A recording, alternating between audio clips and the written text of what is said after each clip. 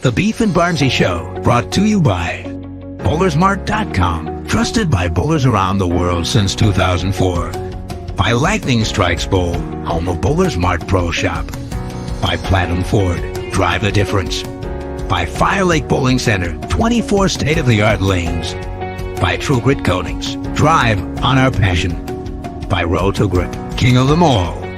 By 900 Global, striking worldwide. What's up, guys? Welcome to the Beef and Barnzy Show. It is just me today. Our old statesman, Barnes, is on a cruise. So, yeah, you're stuck with just me. I do bring in a good guest, though. You may recognize the board from last week. That's because they're two peas in a pod. But one of them won the Springfield doubles this weekend and the other one didn't. So, Anthony Lavery, welcome to the show. How's it going? I'd like the way that you're wearing the swag shirt so everybody knows that it's you, not your brother. Yeah, I have to make sure everybody can tell the difference. Yeah, a couple of people did even write, like, Anthony in the chat, even though we were laughing about it being Sean. Oh, really? Yeah, so we had a good time with that. Who did you bowl with? How did it go? What went on? Update us with what's going on. Yeah, so I ended up bowling with Packy. Kind of funny how it all came together. So I was Packy's third partner, and Packy was my fourth partner for this weekend. Yeah, it just didn't seem like either one of us could get with anybody that could actually stay healthy. So originally, I was supposed to bowl with Frankie. I'd asked him to bowl, and he had to.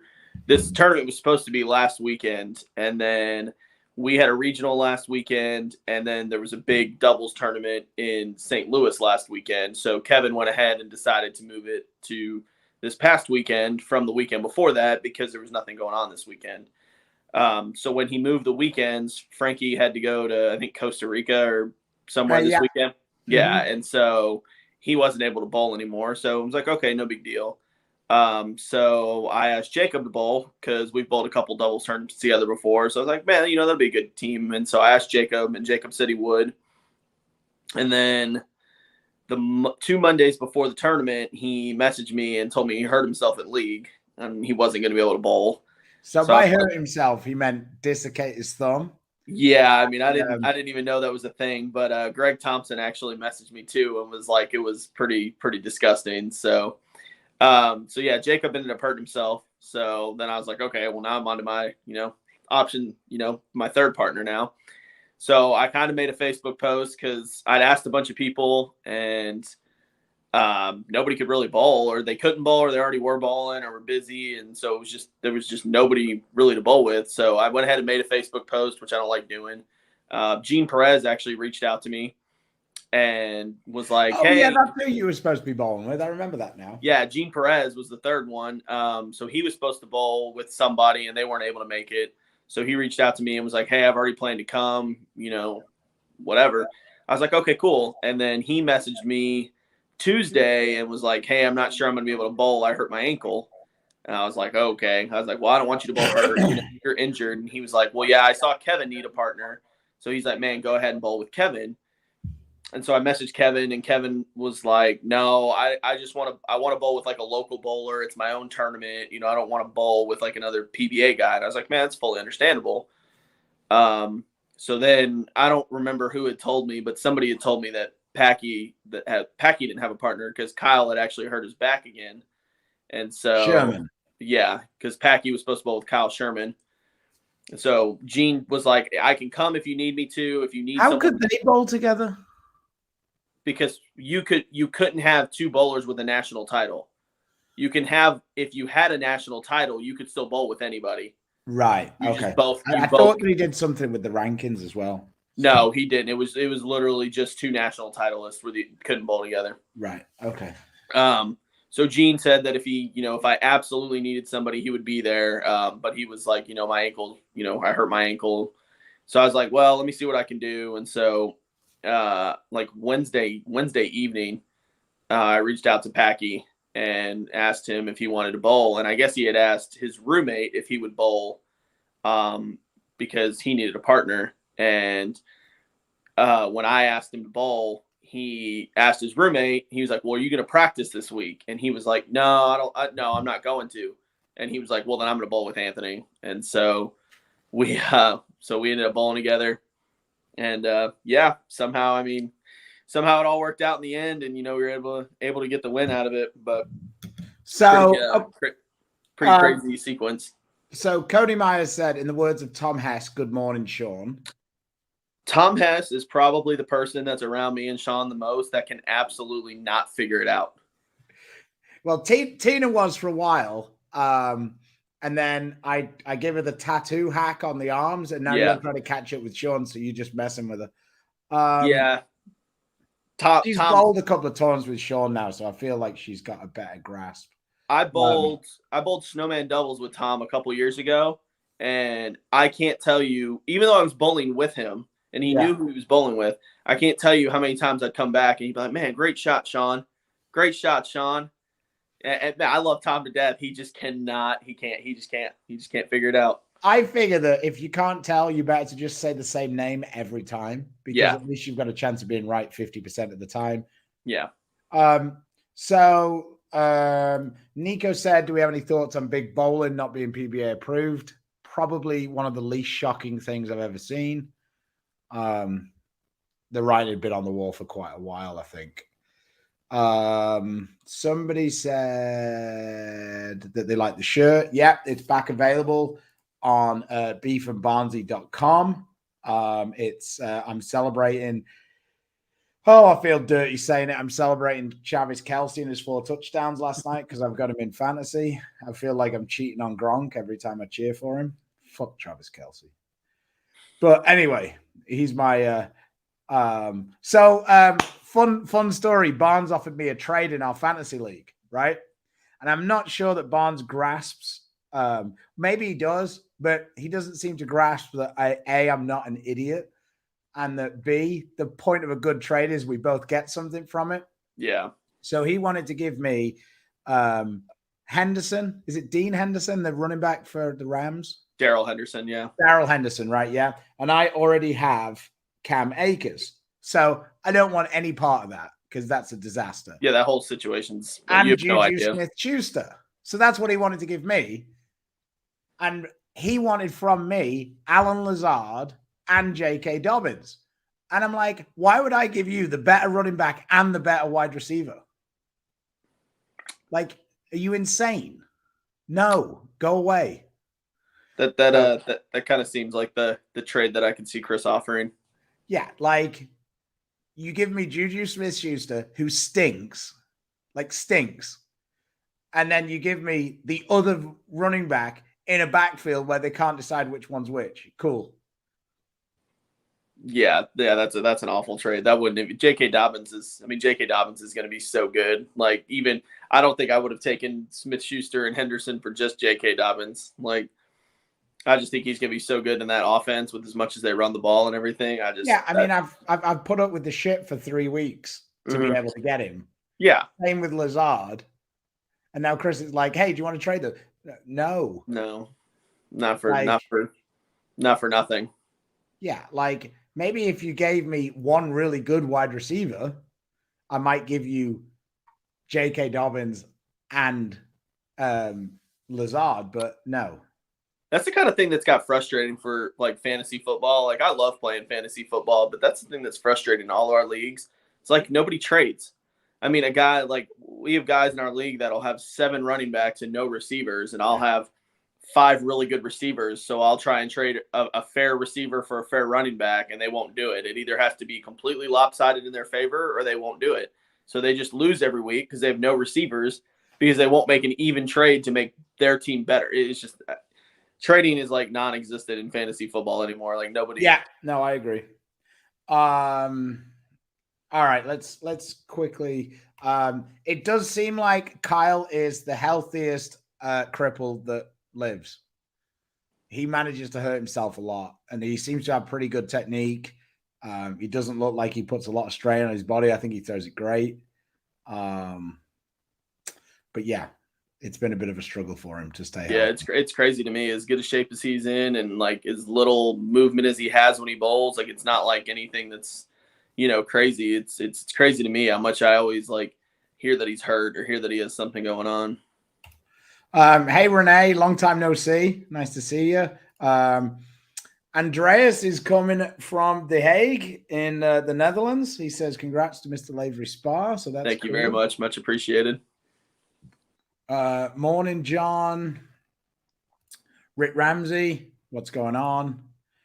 Beef is the man. Yes, he is. Good morning from New York City. No.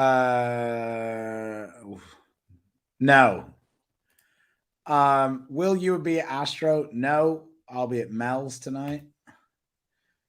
The shifts are very good. T-shirts, buy one now. Well, yeah, thanks. Oh, shirts. It just mistyped. Okay, thanks.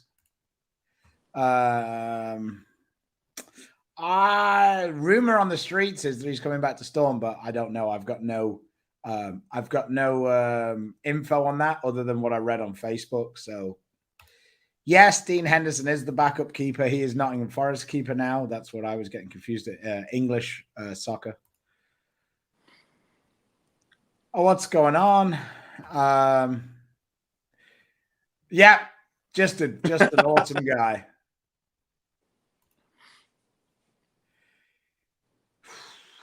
Yeah, I mean, they both seem to get points, but yeah. The only problem is it's a much better combo than Daryl Henderson and Cam Akers. Yeah, the only problem is when the Browns don't score many points, you are fucked.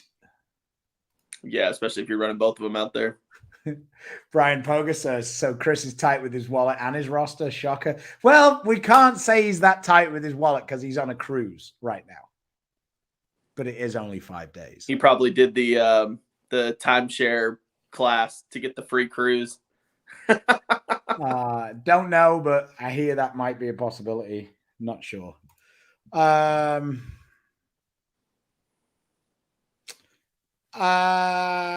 No, I've just been practicing in Highland a bit recently. They didn't necessarily force me out. We just don't have a scenario set up yet. Quick question for Anthony. What's your PAP and your go-to layout when drilling a new ball?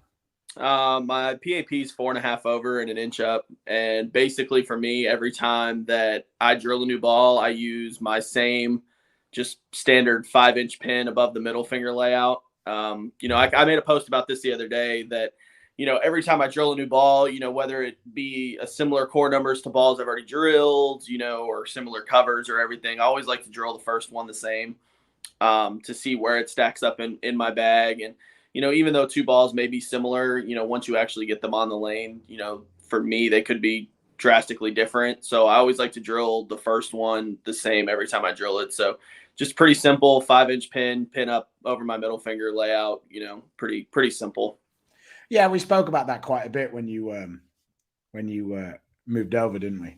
Yeah. Me and you and had talked about layouts and things a lot, once I made the switch in January and, experimenting with laying out some balls different. And I definitely have done a lot of things, different with layouts. But yeah, that's something we had talked about a lot was, maybe was laying out balls a little bit different to get them to do some different things and seeing, transitioning from storm balls to swag balls, trying some different layouts to see if I could get some different reactions and see exactly what I needed to do to make everything work. It's interesting. What do you think's been the most challenging part for you with the swag balls? Like, just quickly watching you, I think that the most challenging part is the fact that there aren't really a huge amount of other good bowlers using swag ball. And by good bowlers, I mean professional bowlers. Right. I had this conversation with Sean and AJ this weekend. That's been the hardest thing is really just bowling by yourself. There was a point this weekend during qualifying where Sean and AJ were watching me, and I looked at Sean and I was like, man, do you think I need to switch balls? And he just looks at me and he's like, I have no idea. And he was like, because I don't know from ball to ball what each one does. And he was like, I don't truthfully know if you need to or not. He was like, that one doesn't particularly look awesome, but I don't know what the answer is to go to because I don't even know which balls are asymmetric, symmetrical, or pearls or solids or hybrids. He's like, I don't know anything about any of them. And they try. I mean, they try their best and watch me throw them to be able to cycle through a little bit. But yeah, that's really the biggest challenge, is not being able to see what people are throwing, to bounce ideas off of anybody around, because there's just not a ton of people in the PBA events and some of these larger events that are throwing them yet. And so that's for sure the hardest part. Yeah, I mean, when we bowled together, we kind of went through it and just sort of was like, which one is your quicker one? Which one's the one that you kind of go? I felt like you were most handicapped when the lanes got a little bit drier, actually. Mm-hmm. I felt like you didn't really have too much of a problem when there was oil, but when we started playing some of those later matches and the lanes had got kind of a bit shitty in the front, I felt like that's when you had the most challenges. Yeah, that's something I've actually been working on in the last couple of weeks, is drilling some balls different for when the fronts really, really get gone, to be able to get something to push through the front and store a little bit more energy down the lane. So I've been drilling some balls with some weaker pins and some taller pins, just trying to push them through the front and trying to push them more down the lane, because I do agree with you. Like when the fronts really, really, really go is when I've had a hard time, getting matched up and figuring out what to go where. And a lot of it's still a learning process too. It's hard, learning entirely new balls and not having seen people throw them before. So every time I'm drilling a ball, every time I'm laying out a ball, I'm basically figuring it out, between me and Kent and, Pee Wee. Like, I don't have people that I've seen throw them before to reference back and like, okay, well, I've seen AJ throw this ball and, this is what it does for him, so I can drill it, so it's definitely the hard part for sure. Is that including foam runners? Love foam runners. Absolutely love them. Everybody hates them. I have 3 pairs. I absolutely love them. So for reference, 3 pairs of those bastards is about $1,000, right? No. They're not that expensive. I won one of the pairs for retail, so they were only $90. And then, but those foam runners are those hideous, like, the ones you hate. Yes. Yeah. They look like overpriced Crocs. But they're better, more comfortable Crocs. Yeah, Frank, we all wish him well. I would guess that we're both bowling at the Anthony Lavery Invitational. Yeah, it's getting harder to win there now because everybody else kind of figured out the trick as well. So, yeah, we'll see. I think the hardest part is if they're as easy as they were last time on the left. So, congrats to you for you and your bro getting a great bowl in the last 2 weekends. Yeah, your brother and AJ made it to the final, right? Yep. We actually bowled them in the finals. It worked out pretty good. We were on opposite sides of the bracket. So the round of 4, I told Sean and AJ, I'm like, man, one time we got to make this work out the right way one time.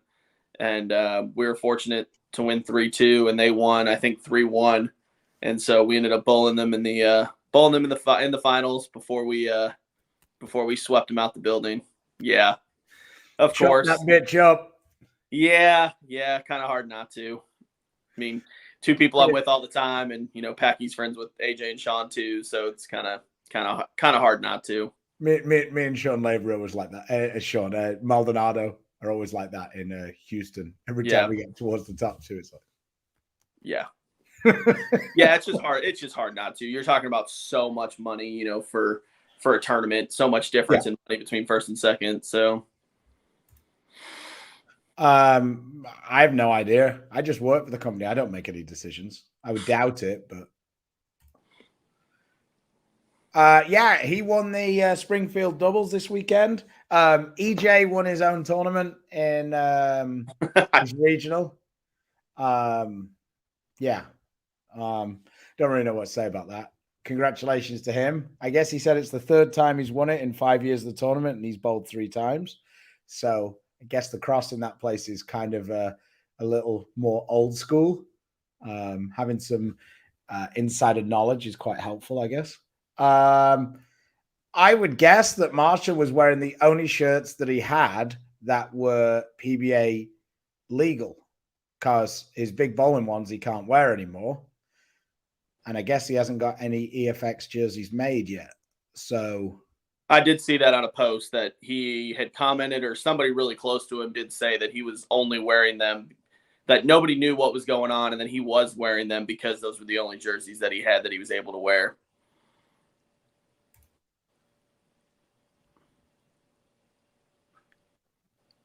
Okay, cool. Like I say, to be honest, I don't know or care. So,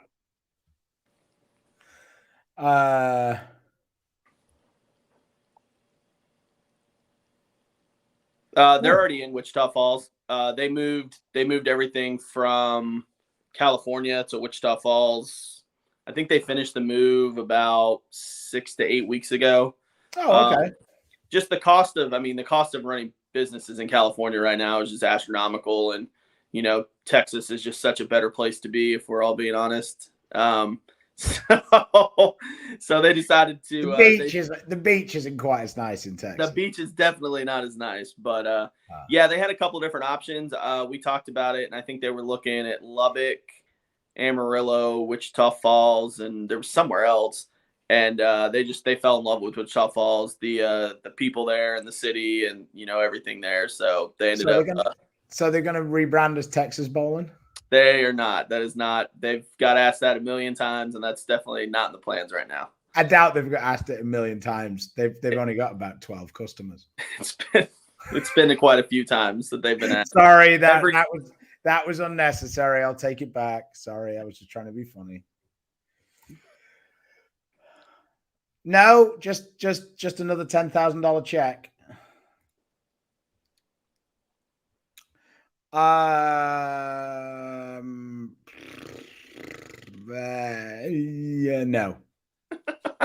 It really depends. It depends. If you're like really speed dominant player, then probably yes. If you're a fairly match player or even a lower speed player, then no. If you're going to be using a lot of balls around that area, then yes, you could probably have both. But for most people, I would think that you'd probably have one or the other.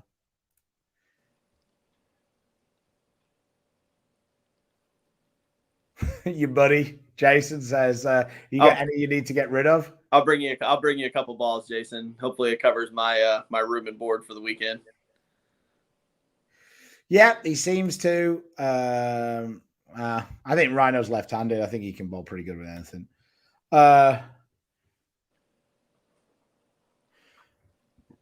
Yeah, reality check's a good one. I used it last night.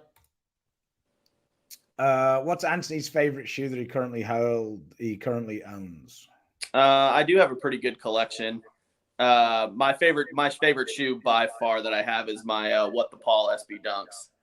Those are I've worn them a few times. That's by far and away my favorite.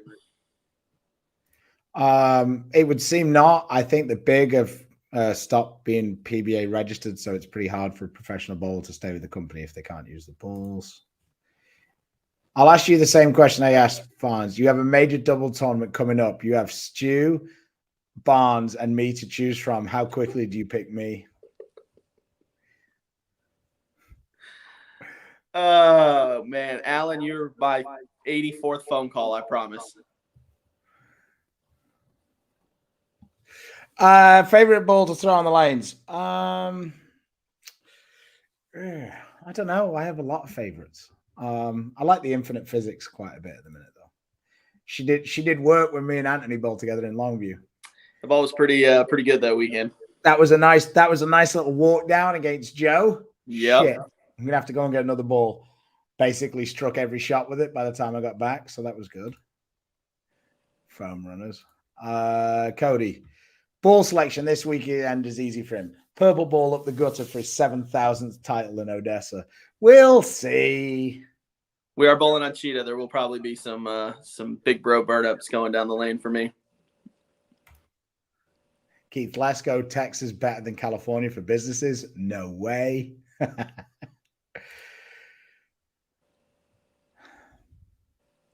No, never heard of it. But there's like about 1 billion hustles, and I've drilled about 4 of them. So Don't know. I'm not going to get into this. Congrats on your win, Thanks, says Chris Casco. How annoying were Cam and Gerald? I was wondering if somebody's going to ask. I'll tell you the same thing I told them when we got done. Man, I appreciate the intensity. I appreciate the fact that they can take it back when somebody gives it back to them. But at the same time, there has to be a line where you understand that you're not the only people in the bowling center bowling. And when you're constantly making people stop and get off the approach and having to start over and balk, to me, that's when, unfortunately, it does become an issue. In match play, when you're the only ones up bowling and you want to get into it and get excited, I'm all for it. And I really respect the fact that they took it when people gave it back to them and when I gave it back to them. But there comes a time where you can't just continuously distract people either. And that's, and they're young and they'll figure that out as they go along, and I love the intensity. I really do. I get into matches and I get hyped up and, get excited. So man, I can definitely appreciate that, but it needs to come from about 1,000 to 100. And then we'd probably be at right where it should be, but they weren't annoying. They caught me once or twice. That's how they bowl. They get into it. They get excited. They get loud, but as long as you're not distracting anybody, all that stuff is fine. But yeah, the distracting people, especially during the catcher's round, was a little much. Okay. There we go. I just saw him with, I heard some comment made about it when they were bowling against Simo and Doyle. Mm-hmm. And then my man Gerald stuck the dagger in with the crossover trip 4. And Simo does the same thing every time when someone does that. He's just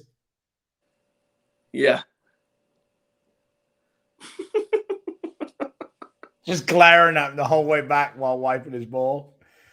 So yeah. Larry says, how many leagues do you bowl in? Just one. Bowl my Monday night men's league at Bolero Louisville. That's the only league I actually bowl. I do most of my practicing and things at Plano Super Bowl, but I don't have a ton of time to bowl a league. I like doing things during the week, so I don't like being obligated to be here to bowl league. So just my my one Monday night league is the only league I bowl.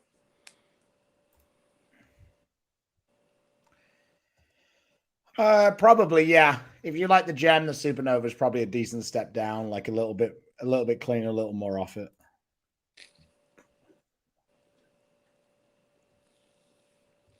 Yeah, good question, Adam. I don't know. What's your favorite swag ball? Right now it's the Dynamite Max. Dynamite Max is definitely my favorite right now. That one? The orange and yellow one that I threw in Longview when we were bowling, the orange and yellow one, the shiny one. Okay. I use that ball a lot this weekend. That's definitely by far my favorite one right now. Jonathan Ng says, what swag balls would you suggest? The 3 I always suggest to people because they're the 3 that I feel like from not seeing somebody bowl or having no idea what you bowl on, but they give you a wide range of what you want to do would be the Fantasy Days, the Dynamite Max, and the Joker Maniac. They're all symmetrical pieces. So if you bowl somewhere that's has a little bit of oil, or pretty much whatever you bowl on, it has a chance of matching up. And it's 3 balls that, without seeing you bowl, that I can tell you would be good benchmark balls for pretty much anybody that's wanting to get into trying the company.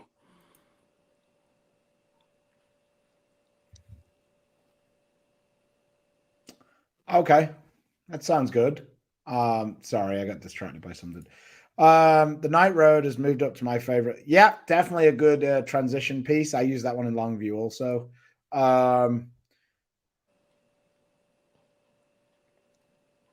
Okay, well, have a good time. Hopefully we'll see you there. Congrats on the win, says Don Barnzy. Both. Depends.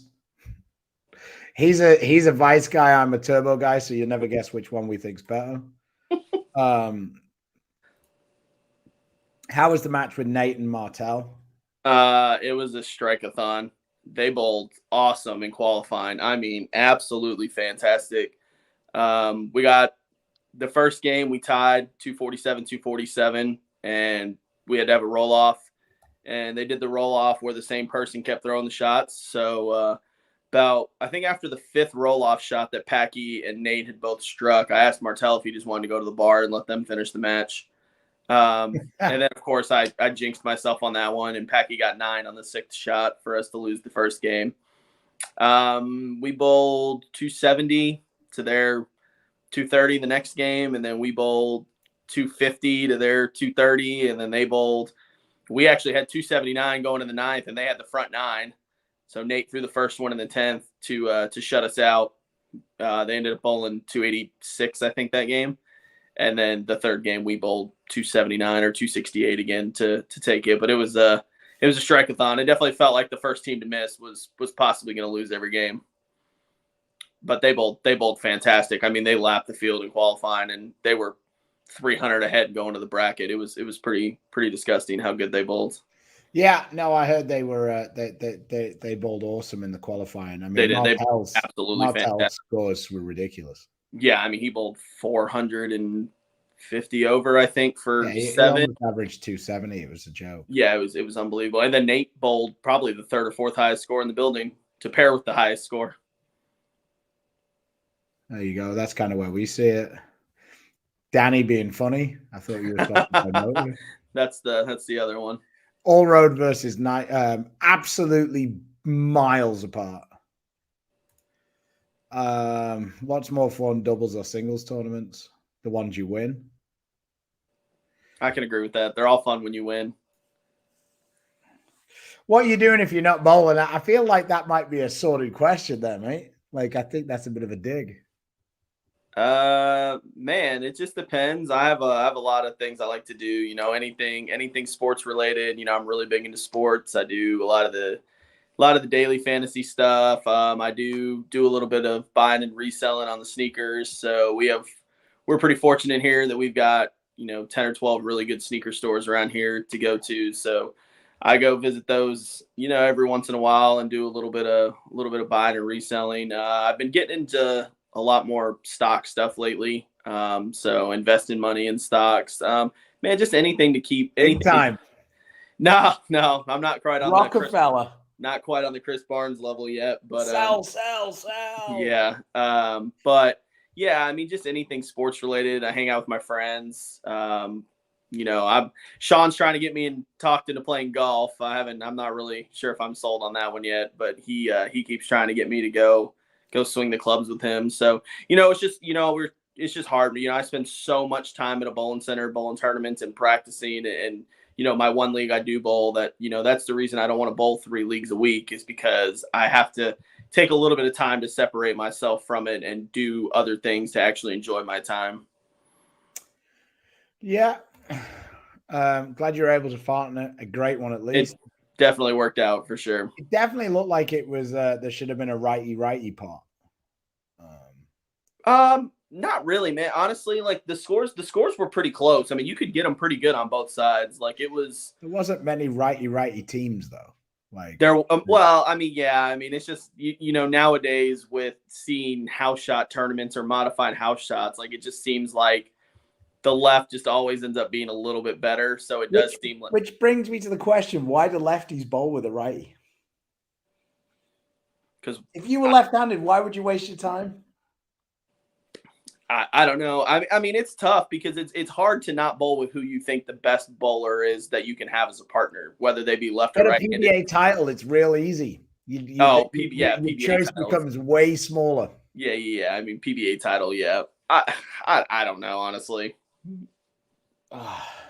Yeah. Well. Yeah. Of course he has. Yeah. Plenty of times. I've been there many times. Dozens. All right. Well, it doesn't look like Packy's going to make it. So, do you have anything else? With Chris not being here, I'm quite happy to get on with my life today. I've got to run a couple of errands. We're going to Odessa this week. What are you up to after that? Going to Odessa this week, and then the 180 Monster Tournament at Plano is the following weekend, I believe. I'm bowling that with Chris, defending champs there. So we're gonna try and go back and repeat. Then Sasba and Tom Ball. Who are you bowling with? Billy Hutchinson. I'm bowling that one with Poga.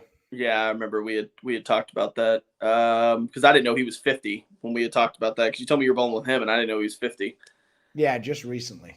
So Sasba 4 member after that, and then there's GTO, and I know there's the Invitational Regional, and just a whole bunch. I never bowled a GTO ever. It's a good tournament. I actually really like it because it's got a ton of brackets, but it pays out really good too.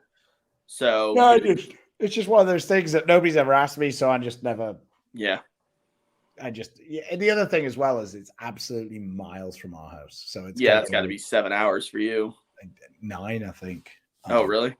Yeah, I think. I'm not sure. I just remember Tina doesn't want to bowl, so then my motivation for doing one of those type tournaments becomes a little less. Goes out the window. Yeah. So just a bunch of little odds and ends coming up until, we figure out what's going to, figure out the tour schedule for next year. So a couple regionals, a couple local tournaments, just some odds and ends. You bowling with Fleming again in Houston? Mm-hmm. Yeah, I am.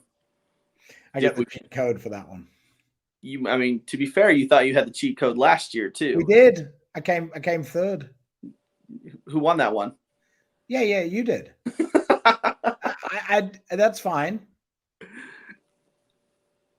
Still doesn't mean that bowling with Chris isn't. Oh, I know. It's ridiculous. Y'all shouldn't be allowed to bowl together. Yeah, it says you bowling the fucking Saspas with him. Okay, that might be worse. I can give you that one. Yeah. And then he's got this team together. He's bowling with who? What? How? I don't have a title, so we're allowed to bowl together. So yeah, it's like when you just stack on stack on stack. Like who are you bowling the plane out the 4 member with? Who am I bowling? The 180 Monster or the 4 member? The 4 member. Chris, Phil Kepner, and Sandy. Yeah. I'm hopefully I've come equipped enough this time. You got that the straight game locked in. Well, yeah, but I've stacked it up. I've got Vito and Vern Adams. Who's your woman? Jovan. Oh yeah. So trying this time. Yeah, that's a pretty good team. He has a couple of those. I've got 11 or 12 SASBA titles. I meant because I don't have a PBA title, like a national title, that me and Chris are allowed to bowl together in the SASBAs because there's no rules on points or, touring players or anything like that. It's literally just if you have a national title. And since I don't, we're allowed to bowl together. So Stu always calls it the cheat code. It is the cheat code. Bowling with Chris, it's ridiculous. This is an interesting question to finish us off. How are your thought process different when bowling league sweepers, tournaments, regionals, and tour stops?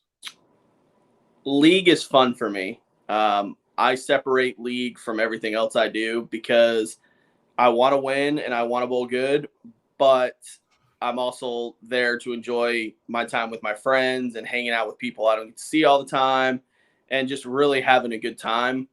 So league is just fun for me. And it was hard for me for a long time to separate like the bowling for a living and bowling league and trying to separate the two because I would treat league like I was trying to make a living bowling league. And then I just, you realize it's like, you're not going to make a living bowling league and you need to have a good time and be able to enjoy yourself if you're going to go do this every week. But for me, 100% why I won't bowl sport league.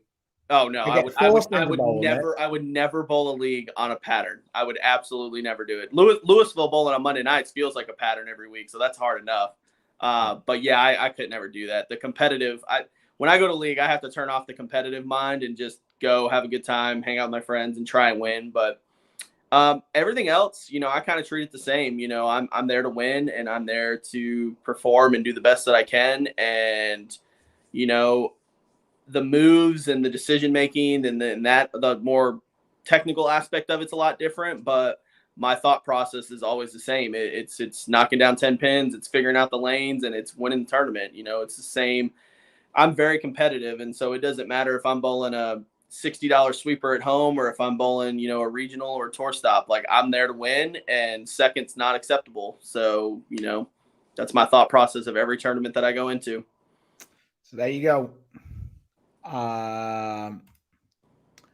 Do you guys try and win the league, or is there shots and beers before practice? We don't do shots and beers before practice. I mean, we have a couple beers while we're bowling league. It's a lot of as much as it is bowling, it is what I do for a living. It is a lot of like social interaction for me when I go bowl league. And so, we have a couple beers while we're bowling. We have a good time, but nothing. There's no pre-bowling shots or pre-bowling bar meetings or anything like that. It's a social outing and it's a good time is, how we treat league. Yeah. I you obviously want to win, but I tend to use a different bowling league every week. So yeah, we want to win. And I mean, we have brackets and things like that, but at the end of the day, it's like, it's something that I'm good at and it's something I can go do, but it's also like a getaway from the competitive, like grinding aspect of it. So even if I bowl bad in league or don't have a great night, like for me, it's not a big deal. What's going on? Lightning strikes. What have we been, what's been going on? I know that you've been having a bunch of sweepers and stuff. So that's really cool.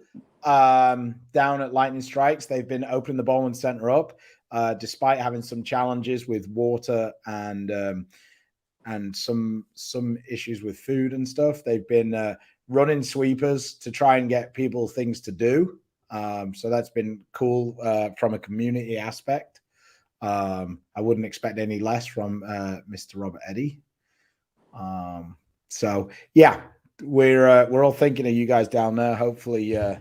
Hopefully everything is okay with the bowling center going forward. I know you had some issues, but hopefully they're resolved. Yeah, our big sponsor, our elite flooring sponsor, Dan and Lynn Collins, they live in Port Charlotte, Florida. So they got hit pretty good. They've been having a rough time. It was something cool this weekend too. Speaking of them was, Dan had asked us, if we minded just sending them scores and, keeping them updated, letting them know what was going on. Cause they haven't had power for a while. I think they finally got power back yesterday or Sunday and they still don't have internet. Their cell phone service isn't great. And so Dan had actually reached out to us and asked us, hey, y'all mind just sending some scores? Like, just give us something to follow, give us something to do, just take our mind off everything that's going on there. They got hit pretty good there. So that was something, cool this weekend too, was getting to bowl, Sean in the finals. So me, Sean, and AJ are all part of, him sponsoring us with elite flooring. And so it was cool for him to have basically all three guys that he represents to be in the finals. So it was something good that, I was glad it worked out that way too, give him something to watch and give him something to follow. Well, there's some good news in the Fort Myers area. Their internet came back on last night. So, and their leagues are starting on Monday. So, good that they're getting some form of normalcy back. Yeah, definitely. I saw some videos and things like that from that. That was scary. Yeah. I mean, I just, like I say, living in England and then Arizona, this whole tornado hurricane nonsense is just very odd. Yeah. When we have a storm in Phoenix, the joke always is there'll be like a plant pot that's fallen over and it's like storm 2022, we will rebuild. I've seen that with the lawn chairs in the backyard. Yeah, that's always the joke in Arizona because that's like the most, the only thing that really goes wrong in Arizona is like it's like the power system is a joke. So, like power poles fall over all the time. Yeah. But then not having air conditioning in Phoenix sucks a lot. Imagine it's like Texas, but like fivefold. And then it's kind of, you get an idea what it's like. So no thanks. All right. Well, thanks for coming on. Appreciate it. See you in Odessa on Friday. Cheater, I believe we're bowling on. So let's see what sort of version of cheater that is, whether it's the fling it at the gutter or we have to like actually kind of keep it off the gutter. We'll see. No doubt it'll be a urethane version, because even if it's not, everybody in our region will still throw urethane regardless. So it'll become a self-fulfilling prophecy. Sean will no doubt be throwing reactive and be the only person who takes advantage of using reactive because he's got some sort of superpower. That's how it always goes. Yeah, it's unbelievable. But yeah, should be good. Get back out on the lanes. I've had a few weeks off. So, and by the way, OU still sucks. Yes, they do. What a game. Good weekend of football for me. Me, Tina, Nathan, and Maria went out to the Red River slaughtering. And yeah, there was a lot of chanting OU sucks. And there wasn't a lot of chanting Texas sucks, I can tell you that. I would have liked to see if Quinn Ewers stayed healthy all year. If they could have this many wins. Yeah, I agree. I'm not big into college football, but I'm not saying we really, but we're a we household. Yeah. Texas is so much better when he plays. Yeah. I would have liked to see him stay healthy this whole year, because I definitely think that they could have at least made the playoffs. And the thing is to be honest, it'll be interesting to see how it goes down the stretch, but they could have still got there. Like they shouldn't have lost that game against Texas Tech and Lubbock. That was the bad one. And if they'd have got that win and they were 5-1, I think they're kind of looking for an excuse to put Texas in, to be honest. Mm-hmm. I think if they win that game and they win out, they would have ended up getting in somehow. Yeah. So, but yeah, college football is really weird, because if Texas didn't play Alabama and they'd have lost to Texas Tech and then they won out, they'd get in. So they literally de-incentivize teams to play good teams. It's correct. The dumbest thing in the world. Like, yeah, it's weird. USC are literally going to play nobody this year. And it's like they're giving all this credit to Utah, but Utah stink. Mm-hmm. Like it's the whole thing with college football is very odd, because you never know which teams are good or not, because they barely ever play each other. It's just the opinion of like the Associated Press. Yeah. Yeah. So, like last year, putting Cincinnati in, you have to put Cincinnati in almost, or you basically just say that a non-Power 5 team is never going to make it. They put Cincinnati in and the game's not even close. Like, yeah, I mean, it would be very interesting to see who Vegas. I feel like they should just tell Vegas who are the 4 best teams. Vegas knows. Yeah. Like, I don't know, but Vegas do. And they're not biased. They don't give a shit. They just want money. Yeah. So, yeah, the whole thing with college football is very odd, because, like I say, Texas played Alabama. It was huge for college football. Like, it was a huge event.